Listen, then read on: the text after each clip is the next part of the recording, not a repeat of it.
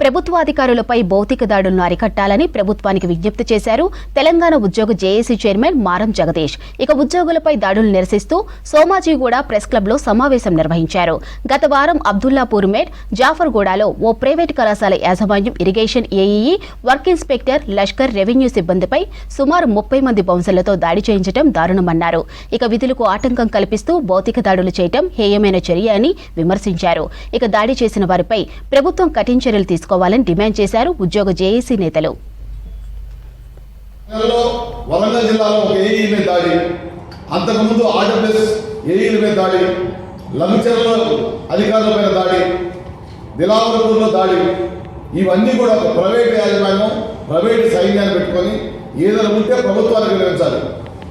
ఈ పరిస్థితిలో ఉద్యోగులుగా, అధికారులుగా, ఇంజనీర్లుగా గ్రామాల్లో వెళ్ళి గ్రామంలో ఉన్న కింది స్థాయి ప్రజలకి న్యాయం చేయాలి అంటే ఈ రకమైన వాతావరణంలో చేయడం చాలా కష్టం.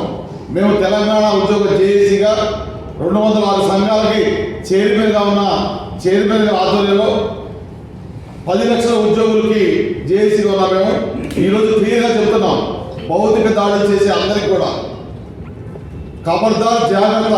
ఉద్యోగులమే కాదు, మేము ప్రజల్లో భాగమే. మేము రాజకీయ కుటుంబాల నుంచి వచ్చాము. మాకు ఒక అసోసియేషన్ ఉంది, ప్రభుత్వం ఉంది. ఈ విషయాన్ని ఇంతటితో వదిలేయాం. తెలిసిన కొన్ని తెలియని కొన్ని దాడులు జరుగుతున్నాయి కాబట్టి మేము ప్రభుత్వాన్ని కోరుతున్నాం. మా ప్రభుత్వ ఉద్యోగులపై దాడి చేస్తే మేము క్షమించం, జేఏసీ తరఫున మేము అన్ని ఖండిస్తున్నాం. మరి ముఖ్యమంత్రి గారి దృష్టికి కూడా తీసుకెళ్తాం.